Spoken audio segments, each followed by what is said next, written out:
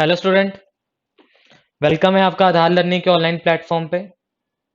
आज का हमारा टॉपिक रहेगा rational number as decimal. Rational number as decimal heading डाल लीजिए। ठीक है। सबसे पहले वीडियो देखने से पहले आप इतना जान लीजिए, आपको जिस पॉइंट पे भी आपको दिक्कत आएगी, क्लियर है, वो आपने कमेंट सेक्शन के अंदर पूछना है। क्योंकि अगर आपको कोई भी एक ऐसा पॉइंट है अगर आपको नहीं समझ में आएगा तो आने वाली वर्कशीट के अंदर आपको दिक्कत आएगी ही आएगी। क्लियर है। तो हम बिल्कुल ही बेसिक से स्टार्ट करेंगे। क्लियर है। ये मेरे पास चैप्टर नंबर 3 है। चैप्टर नंबर 3 है। क्लियर है। तो यहाँ पे स्टूडेंट सबसे पहले समझिए, रैशनल नंबर या डेसिमल को समझने के लिए सबसे पहले हमें समझना पड़ेगा कि रैशनल नंबर क्या होता है और डेसिमल क्या होता है। क्लियर है गाइस। अगर हम बात करते हैं रैशनल नंबर की, any number that we can write in form p divided by q is called as rational number। ऐसा नंबर जिससे हम p डिवाइड बाय q की फॉर्म में लिख सकते हैं उन नंबर्स को हम क्या बोलते हैं, रेशनल नंबर। अब स्टूडेंट इसका ये मतलब नहीं होगा आप किसी भी नंबर को उठाइए और p बाई q की फॉर्म में लिख दीजिए और वो क्या होगा, रेशनल नंबर होगा। इसके लिए आपको कुछ एक कंडीशंस को भी फॉलो करना पड़ेगा और वो कंडीशंस क्या होंगी उनको समझ लीजिए। पहली कंडीशन आपके पास क्या रहेगी कि जो आपके q है that is not equal to zero. q जो है आपके पास कभी भी जीरो के इक्वल नहीं होगा। Second, p and q are the integers.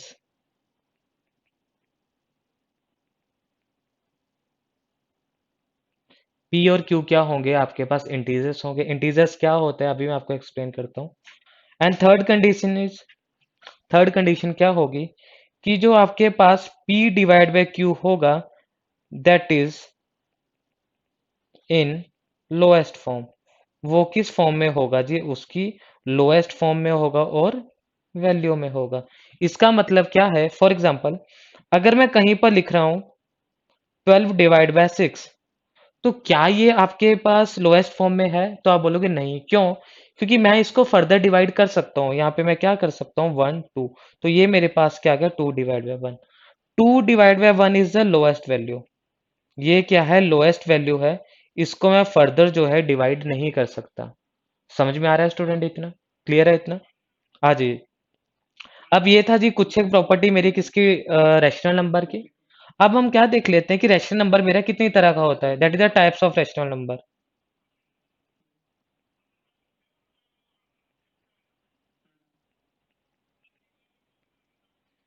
Types of rational number. ठीक है। अगर हम बात करते हैं basically then we divided the types of rational number, वो मेरे पास क्या होते हैं,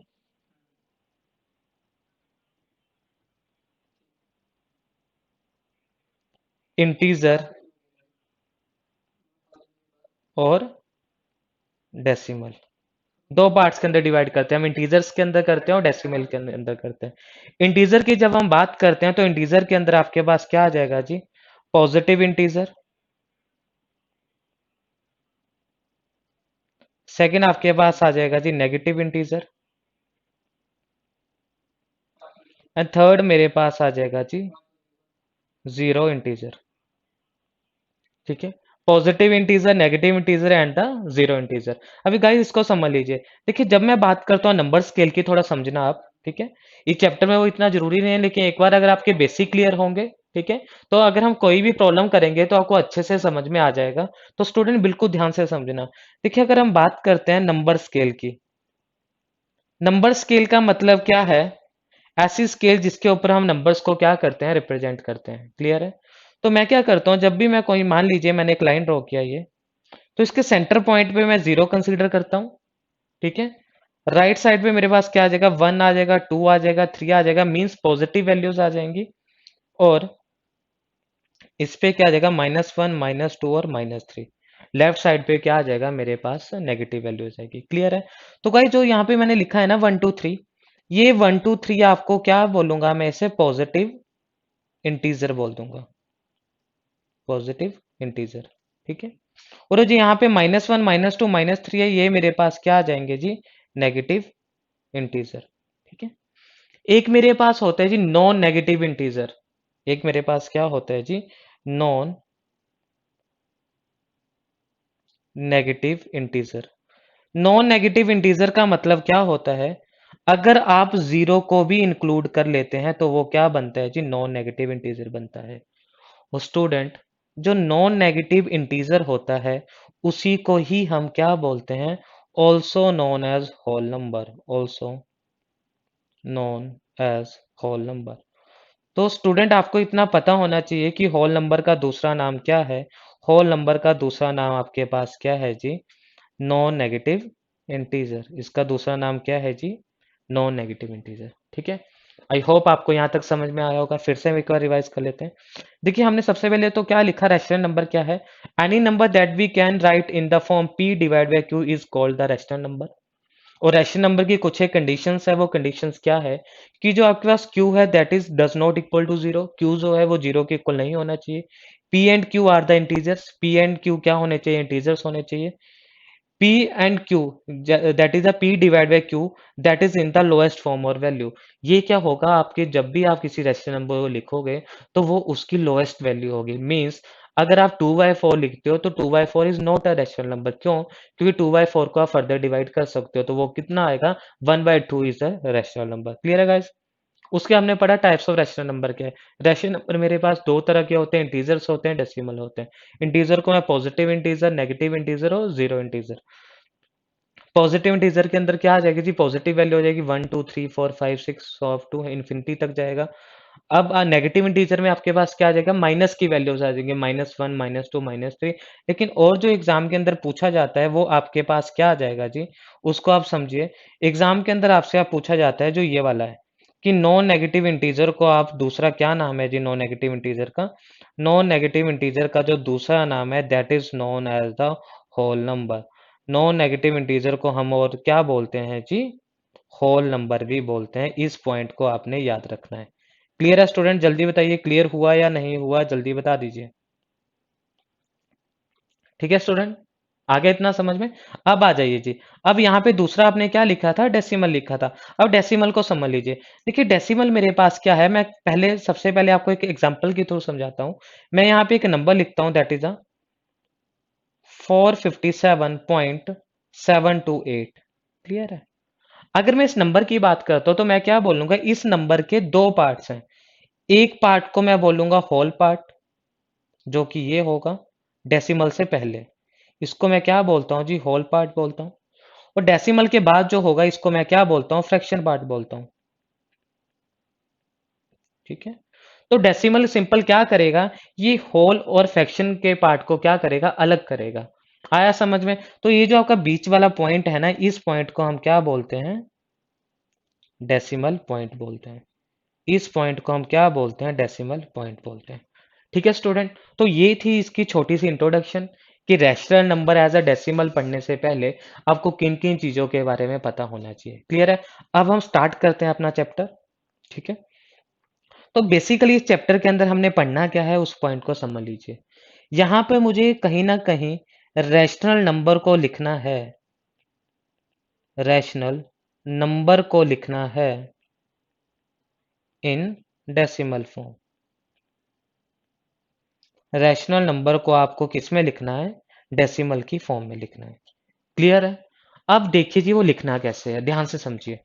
मैं कोई भी एक नंबर कंसीडर करता हूं, मान लीजिए मैं नंबर कंसीडर करता हूं, एग्जांपल ले लेते हैं हम एक। ठीक है? मैं नंबर कंसीडर करता हूं 7/2। क्या ये रैशनल नंबर है? Yes, it is a rational number. It is a rational number.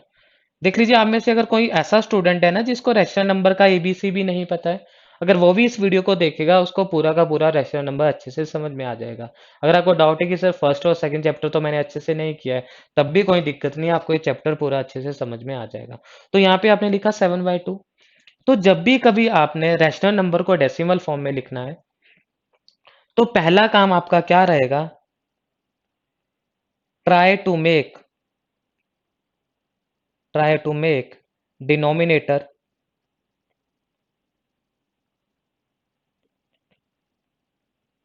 as 10 और मल्टीपल ऑफ 10।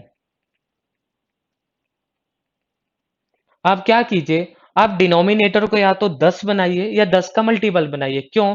क्योंकि अगर आप 10 और 10 का मल्टीपल बनाओगे तो डेसिमल के अंदर आंसर निकालना आपके लिए क्या रहेगा? आसान रहेगा। फॉर एग्जांपल, अब मैं इसी प्रॉब्लम को आगे कंटिन्यू करता हूँ। अब देखिए 2 को क्या मैं 10 बना सकता हूँ? तो आप क्या बोलोगे, सर अगर आप 2 को 5 से मल्टीप्लाई करते हो तो वो क्या बन जाएगा? 10 बन जाएगा।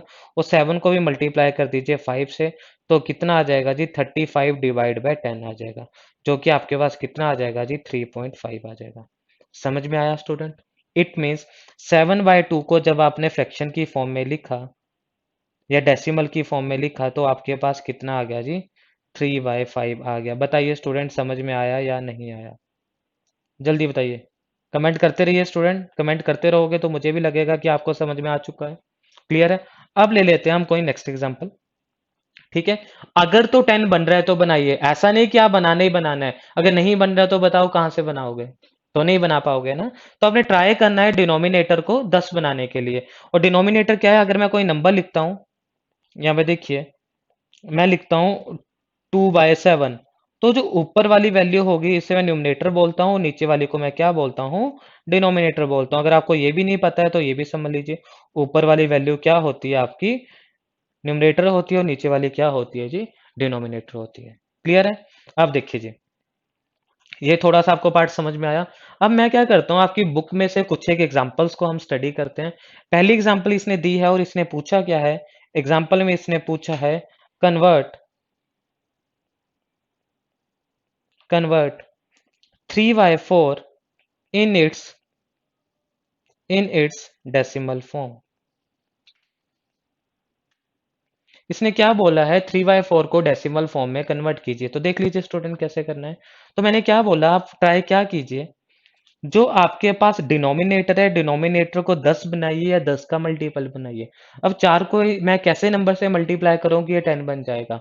तो कोई भी मेरे पास ऐसा नंबर नहीं आएगा। क्लियर है? और आपको एक बात का ध्यान रखना है, जो नंबर है वो आपने इंटीजर लेना है, मतलब कि 2.7 2.8 किस ऐसे नंबर से आपने मल्टीप्लाई नहीं करनी है। लेकिन आपको इतना पता है, अगर मैं 4 को मल्टीप्लाई करता हूँ 25 से, तो आपकी वैल्यू कितनी आ जाएगी? Is equal to 100। तो यहाँ पे मैं क्या करूंगा, यहाँ पे मैंने लिखा 3/4, तो मैं 3 को भी 25 से मल्टीप्लाई करूंगा और 4 को भी 25 से मल्टीप्लाई करूंगा। क्लियर है गाइस? तो 3 को जब मैंने 25 से मल्टीप्लाई किया तो आया 75, और 4 को 25 से मल्टीप्लाई किया तो कितना आया? 100। तो इसको सॉल्व करने के बाद आपका आंसर कितना आ जाएगा जी? 7.5। क्लियर है गाइस? तो जब आपने 3/4 को आपने लिखा डेसिमल की फॉर्म के अंदर, तो आपके पास आंसर आपके पास कितना आया है जी? 7.5 आया है। ठीक है, सॉरी यहाँ पे देखिए कितना है, 7.5 नहीं आएगा। इस बात को समझिए, यहाँ पे 100 है ना कि 10 है। अब देखिए, हाँ जी बिल्कुल, ये पॉइंट मैं आपको समझा देता हूँ, इस पॉइंट को समझिए। देखिए नीचे आपके पास क्या है? 2 जीरो है। ठीक है, नीचे आपके पास क्या? 2 जीरो है। तो ऊपर से आप क्या कीजिए ना, आप चलिए लेफ्ट टू राइट की ओर। आया समझ में? आपने क्या करना है, अगर मैं यहां से जाता हूं, देखिए यहां से जाता हूं तो मैं किस ओर जा रहा हूँ? लेफ्ट से राइट की ओर जा रहा हूँ। अगर मैं इस ओर जा रहा हूँ तो मैं किस ओर जा रहा हूँ? राइट से लेफ्ट की ओर जा रहा हूँ। क्लियर है? तो जब भी आपने डेसिमल लगाना है ना, तो आप क्या कीजिए, आप जाइए राइट से लेफ्ट की तरफ। तो ये है 75 और ये है डिवाइड बाय 100। तो यहाँ पे 2 डिजिट को छोड़ के आप क्या कर दीजिए? डेसिमल लगा दीजिए, तो आपके पास वो कितना आ जाएगा जी? 0.75। तो 3/4 को जब आपने डेसिमल फॉर्म में लिखा तो आपके पास आंसर कितना आया जी? 0.75। क्लियर है गाइस? इतना आ रहा है समझ में? अब देखिए नेक्स्ट में हम देख लेते हैं, नेक्स्ट एग्जांपल कंसीडर करते हैं। ठीक है, अब देखिए यहाँ पे इसने एक जो नंबर लिया है वो लिया है -2/25। इसने यहाँ पे एक जो नंबर लिया है वो कितना लिया है? -2/25। तो स्टूडेंट इसमें भी आपने कंफ्यूज नहीं होना है कि माइनस आ गया आप क्या करना है। तो सबसे पहले आप क्या कीजिए, सिंपल नंबर को सॉल्व कीजिए कि अगर 2/25 होता तो आपने किस तरह से सॉल्व करना था। तो उस केस में आप क्या करते हैं, सबसे पहले 25 को आप क्या बनाने की ट्राई करते हैं, 100 बनाने की ट्राई करते हैं। तो एज वी नो दैट अगर मैं मल्टीप्लाई करता हूँ 4 से 25 को, तो वो आपके पास क्या बनेगा, that is the 8 divide by the 100। Clear है। अब मैंने बोला जीरो कैसे लगानी है, राइट से लेफ्ट की तरफ चलिए। तो यहाँ पे तो एक ही डिजिट है, तो आप क्या करोगे, जीरो को ऐड कर दोगे, मतलब कि क्या, ये आपके पास आ जाएगा जी -0.08। ये आपके पास क्या आ जाएगा जी, रिजल्ट आएगा कब, जब -2/25 को आप क्या करते हो जी, डेसिमल फॉर्म के अंदर लिखते हो। समझ में आ रहा है स्टूडेंट, जल्दी बताइए, क्लियर हो रहा है पॉइंट। अब हम क्या करते हैं, डायरेक्ट आ जाते हैं जी वर्कशीट 1 के ऊपर। अब हम क्या करते हैं जी, वर्कशीट 1 को देख लेते हैं।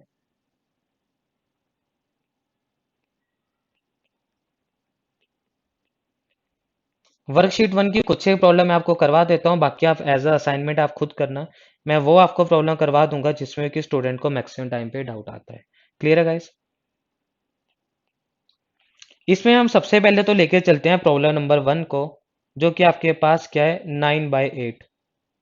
आपको इसमें सब में क्या करना है, मैं लिख देता हूँ, अगर किसी को दिक्कत ना आए, किसी के पास अभी अगर बुक ना अवेलेबल हो, तो आपको क्या बोला है इसने, क्या बोला है, express the following rational number, express the following rational number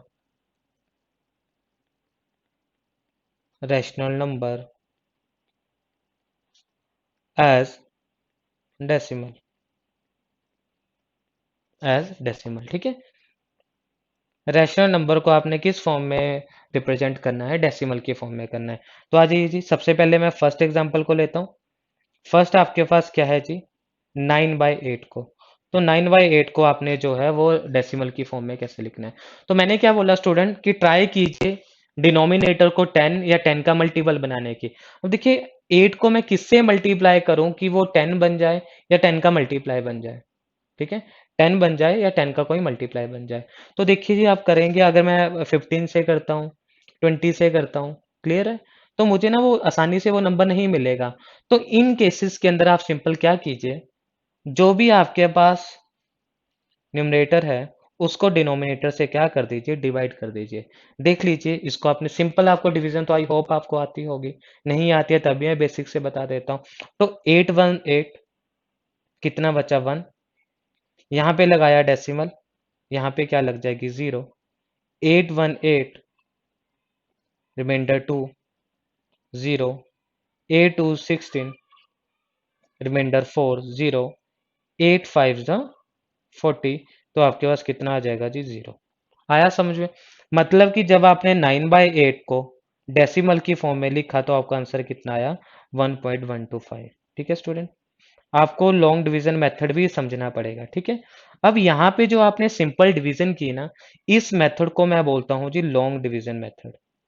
अगर कहीं पर आ जाएगा कि लॉन्ग डिवीजन मेथड से सॉल्व कीजिए, तो आपको जो है इस मेथड से सॉल्व करना पड़ेगा। क्लियर है, क्योंकि गाइस जो हमने ये किया ना, ये वाला, ये लॉन्ग डिवीजन मेथड से आपने नहीं किया।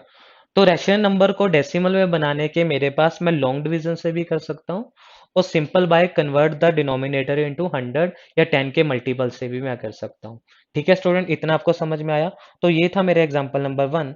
अब हम देख लेते हैं जी क्या, एग्जांपल नंबर 2 को देख लेते हैं।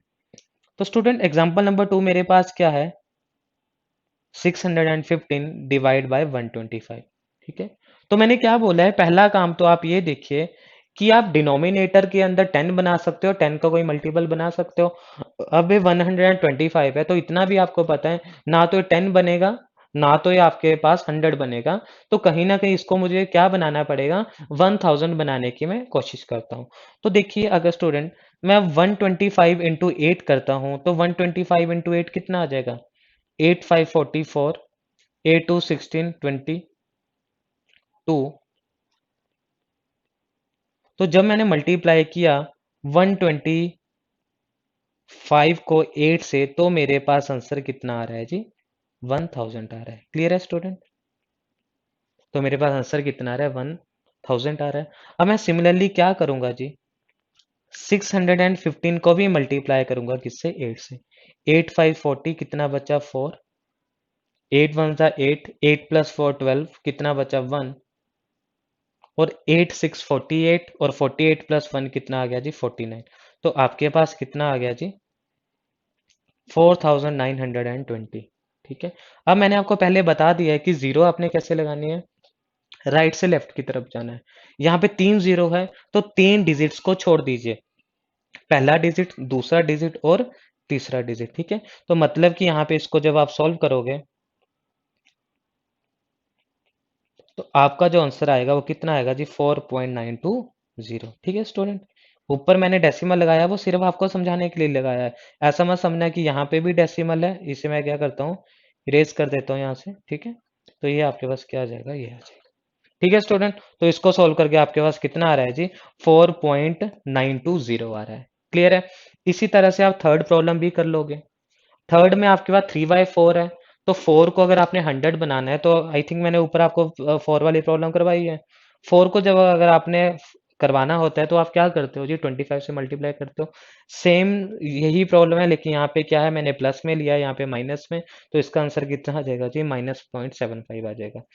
फिफ्थ के अंदर आपके पास क्या है जी, 59/200 है। तो उस केस में आप क्या देखिए जी, 200 को क्या मैं 1000 बना सकता हूँ। तो अगर मैं 5 से मल्टीप्लाई करूंगा तो 1000 बन जाएगा। इजी है, सॉल्व हो जाएगा। सिक्स के अंदर मैं देखता हूँ, अगर -24/25 है, तो 25 को अगर मैं 4 से मल्टीप्लाई करता हूँ तो इजिली मैं 100 बना लूंगा। सेवंथ के अंदर देखिए जी, अपॉन में 250 है, तो 250 को अगर मैं 4 से मल्टीप्लाई करता हूँ तो 1000 बन जाएगा। ये भी आसानी से सॉल्व हो जाएगा। अब नेक्स्ट मेरे पास क्या है, एट्थ प्रॉब्लम के अंदर, एट्थ को देख लीजिए, एट्थ भी आसान है, लेकिन फिर भी समझ लीजिए। देखिए एट्थ प्रॉब्लम के अंदर इसने क्या दिया है, 47 डिवाइड बाय 400। तो इतना आपको पता है कि 400 को आपको कहीं ना कहीं क्या बनाना है, 100 बनाना है, 100 का मल्टीपल। तो 100 तो नहीं बनेगा ये। क्लियर है। तो सबसे पहले आप ये देखिए कि क्या 4 को आप किसी तरह से 100 बना सकते हो या 10 बना सकते हो। तो आपने बोला सर 4 को मैं 10 तो नहीं बना सकता, लेकिन 4 को मैं 100 बना सकता हूँ। तो 4 को 100 में कैसे बना सकता हूँ, जब मैं उसको मल्टीप्लाई करता हूँ किससे,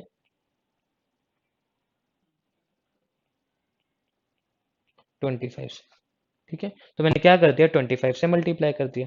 तो 24 × 4 आपके पास कितना आ जाएगा जी, 100 आ जाएगा। और 2 जीरो आपके पास ये आ जाएंगे। क्लियर है। अब आपको क्या करना है जी, 47 को मल्टीप्लाई करना है किससे, 25 से। तो 7 5 था 35, 3 बच गया आपके पास। 5 और 20, 20 इंटू 3 कितना, प्लस कितना आ गया जी, 23 इंटू 7 2 14, 1, 2 इंटू 4 8, और 8 प्लस 1 कितना आ गया 9। तो ये आपके पास कितना आ गया, 5 7 11। तो इसको सोल्व करके आपके पास कितना आ रहा है जी, 1175। क्लियर है स्टूडेंट। अब आपने इसको डेसिमल की फॉर्म में कन्वर्ट करना है, तो मैंने आपको बता दिया है, जितनी जीरो है राइट से उतने नंबर छोड़ते जाइए। तो यहाँ पे कितनी जीरो है, 4 जीरो है, तो 4 नंबर को छोड़ दीजिए, 1 2 3 4। मतलब कि जब आप इसे सॉल्व करोगे तो आपका आंसर कितना आएगा जी, 1175। जल्दी से कमेंट करके बता दीजिए स्टूडेंट, समझ में आ रहा है नहीं आ रहा है। जल्दी से कमेंट करके बताइए, समझ में आ रहा है या नहीं आ रहा है। ठीक है। तो ये थी जी आपके पास प्रॉब्लम नंबर 8। अब देखिए जी, आपके पास नाइन्थ प्रॉब्लम भी सेम टू सेम ऐसी हो जाएगा, आसान रहेगी। उसके अगर मैं बात करता हूँ जी टेंथ की, तो टेंथ भी आपके पास आसान है, सॉल्व हो जाएगा। क्लियर है। अब हम ऐसा करते हैं, कोई ऐसी प्रॉब्लम ले लेते हैं जिसके अंदर कहीं ना कहीं, मान लीजिए कि मैं कंसीडर कर लेता हूँ, टेंथ प्रॉब्लम को कंसीडर कर लेता हूँ। ठीक है स्टूडेंट। क्योंकि बाकी जो 1000 वाली है, 10 वाली है, वो आप इजिली कर लोगे। ये इसने क्या दिया है, यहाँ पे इसने दिया है 139 डिवाइड बाय 625। 139 divide by 625। तो इन प्रॉब्लम्स को हमें करना कैसे है। तो स्टूडेंट यहाँ पे ना इजीली आप 100 नहीं बना सकते हो। तो मैं आपको पहले ही बता चुका हूँ, 100 नहीं बनता है, कोई बात नहीं। सिंपल क्या कीजिए, लॉन्ग डिवीजन मेथड का यूज कीजिए। तो यहाँ पे आप सिंपली किसका यूज करोगे जी, लॉन्ग डिवीजन मेथड का यूज करोगे।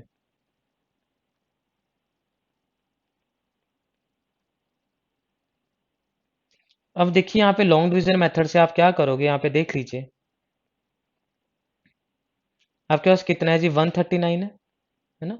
इसको आप किससे डिवाइड कर रहे हो, 625 से।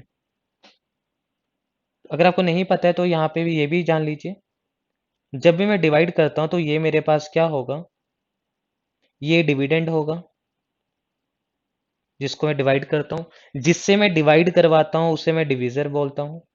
आई होप आपको पता होगा, लेकिन किसी स्टूडेंट को अगर नहीं पता है तो वो ये देख लीजिए।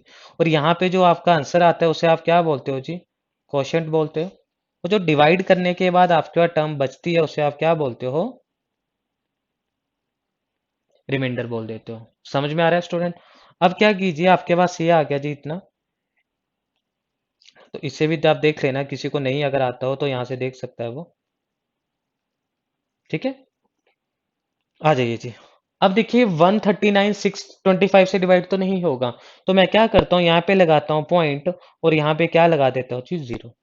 ठीक है, अब मैं देखता हूँ कि मैं किससे इसको डिवाइड कर सकता हूँ। तो मुझे पता है ये 625 है, तो इसे आप 600 मान के चलिए। तो 600 इंटू टू कितना होता है, 1200। ठीक है, और 25 इंटू टू कितना होता है जी, 1250 होता है। ठीक है भाई, अगर स्टूडेंट आपको दिक्कत आती है ना कि अगर आपको कैलकुलेशन नहीं करनी आती, ठीक है, तो आपको जो है, अगर आप इस चैनल को, अगर इसकी वीडियोस को आप स्क्रॉल करोगे तो उसमें आपको दिख जाएगा, टेबल्स की वीडियो दिख जाएगी कि आपको 1 to 100 के टेबल्स कैसे याद करने हैं। ठीक है, उसके बाद किसी नंबर का स्क्वायर कैसे फाइंड आउट करना है, आपको उसकी वीडियो मिल जाएगी। स्क्वायर रूट कैसे फाइंड आउट करते हैं, आपको उसकी वीडियो मिल जाएगी। क्यों? क्योंकि एग्जाम के अंदर आपको जो है कैलकुलेशन आनी चाहिए। कैलकुलेशन अगर आपकी वीक रहेगी तो आपको चीजें जो है अच्छे से समझ में नहीं आएंगी। ठीक है, तो स्क्वायर रूट की वीडियो मिल जाएगी, और आपको मैं इसका जो लिंक है वो डिस्क्रिप्शन में भी डाल दूंगा। तो वहां से अगर आपने टेबल पढ़ने हुए तो टेबल को कर लेना, स्क्वायर करना हुआ स्क्वायर रूट करना हुआ, क्यूब करना हुआ क्यूब रूट करना हुआ, वो थोड़े दिनों के अंदर वीडियोस आ जाएंगी। क्लियर है गाइस। तो यहाँ पे अगर मैं इसको 2 से अगर मल्टीप्लाई करता हूँ तो 2 से मल्टीप्लाई करने के बाद आ रहा है जी 1250।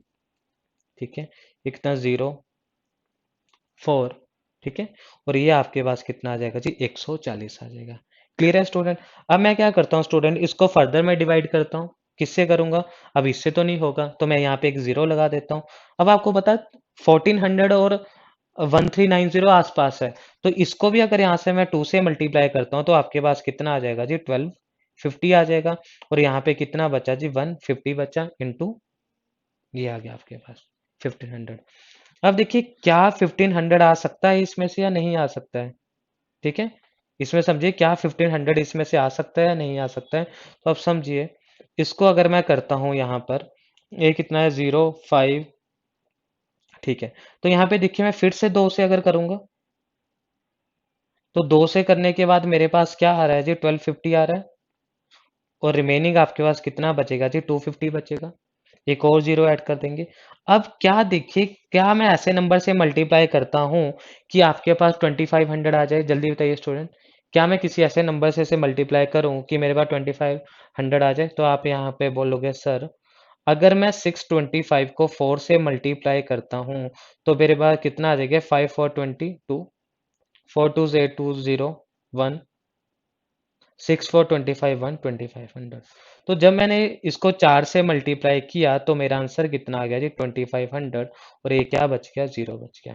इट मीन्स जब यहाँ पे जो आपके पास नंबर है 139 डिवाइड बाय 625, इसको सोल्व करके आपका आंसर कितना आ रहा है जी।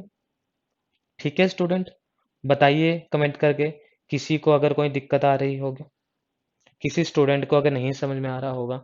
तो ये थी हमारे पास क्या जी, वर्कशीट 1। ठीक है, आई होप आपको वर्कशीट 1 जो है अच्छे से समझ में आई होगी। ठीक है, अब हम वर्कशीट 2 स्टार्ट करने से पहले उसका कुछ एक इंट्रोडक्टरी पार्ट देख लेते हैं।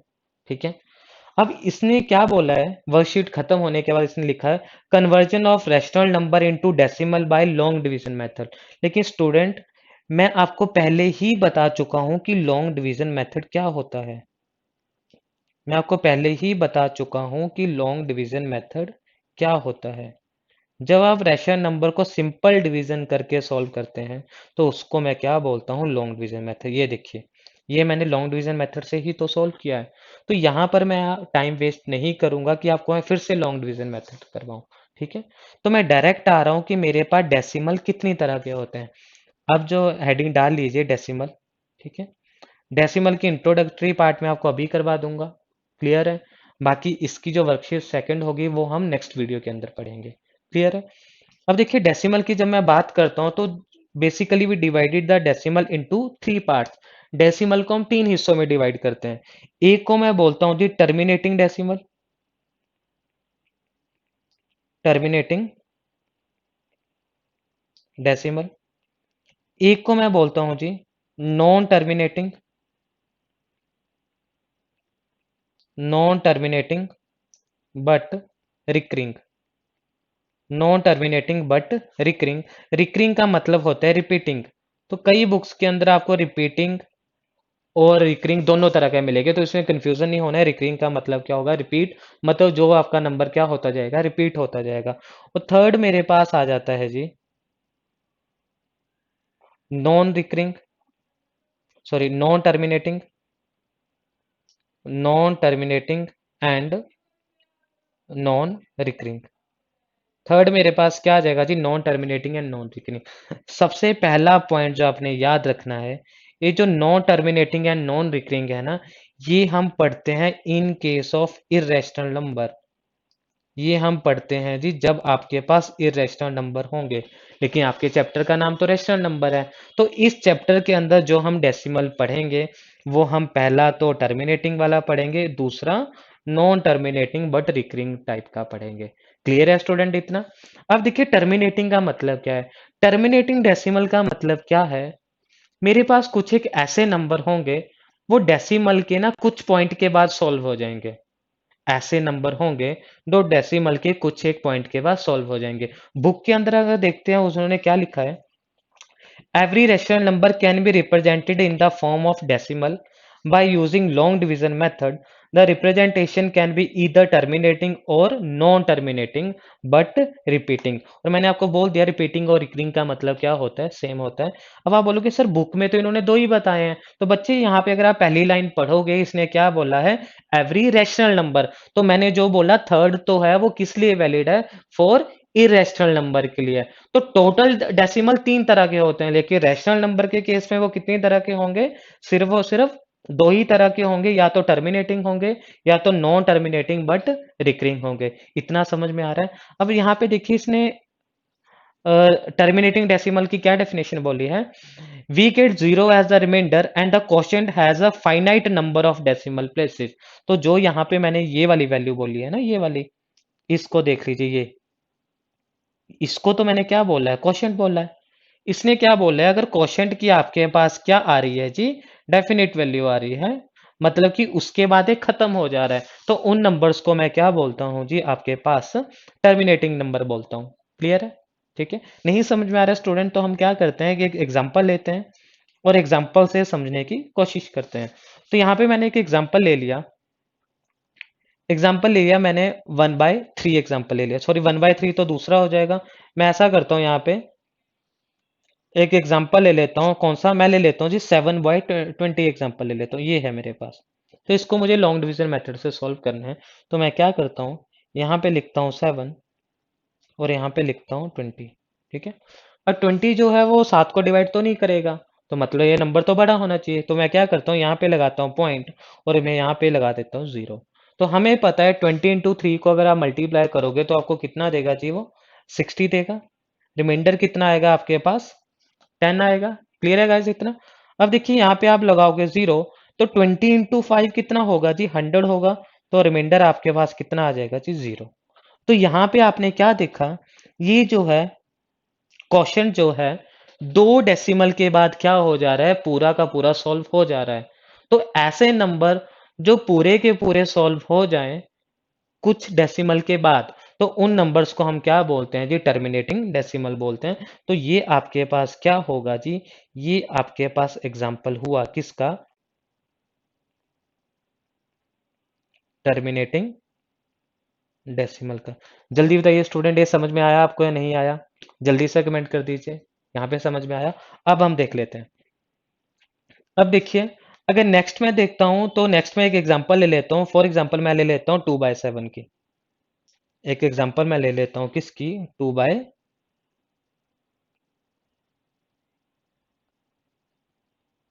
ठीक है, यहाँ पे एग्जांपल मैं किसके ले लेता हूँ, 2/7 की। समझ लीजिए इसे, यहाँ पे मैंने लिखा जी 2/7।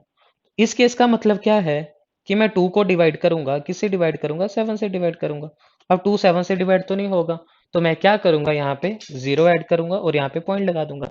7 2 14, कितना बचा जी आपके पास, 6 बचा। क्लियर है, यहाँ पे मैं 0 लिखूंगा। अब देखिए 7 7 द 49 होते हैं, तो 7 8 कितना होता है, 56 होता है। तो यहाँ पे क्या आ गया 8, यहाँ पे क्या आ गया 56, यहाँ पे क्या बचा 4, यहाँ पे क्या आ गया जी 0। 7 3 आपके पास कितना हो जाएगा जी, सॉरी 7 5 आपके पास कितना हो जाएगा जी 35। यहाँ पे कितना आ गया आपके पास 5, कितना आ गया 0। 7 कितना हो जाएगा आपके पास 49। आया समझ में, कितना बचा आपके पास 1, यहाँ पे आया 0। 7 1 द 7, कितना बचा 3, कितना बचा 0। 7 4 द 28, कितना बचा 2। ठीक है, फिर आ गया आपका यहाँ पे 0। फिर देखिए 7 2 द 14, कितना बचा 6, बचा 0। अब अगर आपने यहाँ पे देखा होगा तो रिमाइंडर तो यहाँ पे भी 60 था। इसका मतलब इसके बाद रिपीट होना स्टार्ट हो जाएगा। तो मैं क्या करता हूँ, आपको थोड़ा सोल्व करके बता देता हूँ। 7 8 द 56 बचा 4, तो यहाँ पे कितना आ जाएगा जी 8। यहाँ पे आ गया 40, तो 7 5 द 35, यहाँ पे कितना आ गया जी आपका 35, कितना बच गया 5 बच गया। तो कितना सोल्व करते रहोगे, ये तो रिपीट हो रहा है। तो यहाँ पे देखिए जो वैल्यू रिपीट हो रही है, जब आपने 2/7 को सोल्व किया तो आपने जो आंसर लिखा अभी वो कितना लिखा, 0.285714 तो आपने क्या देखा, 285714 आपका क्या होता जाएगा, रिपीट होता जाएगा। तो स्टूडेंट समझना, जब भी आप लिखोगे इसका जो फाइनल आंसर आ जाएगा वो आप क्या लिखोगे, फाइनल आंसर, इसका फाइनल आंसर आपके पास आ जाएगा ये। जो नंबर रिपीट होगा ना उसके ऊपर बार लगा दीजिए, और वही आपका क्या होगा, मतलब ये नंबर बार बार रिपीट होता जाएगा।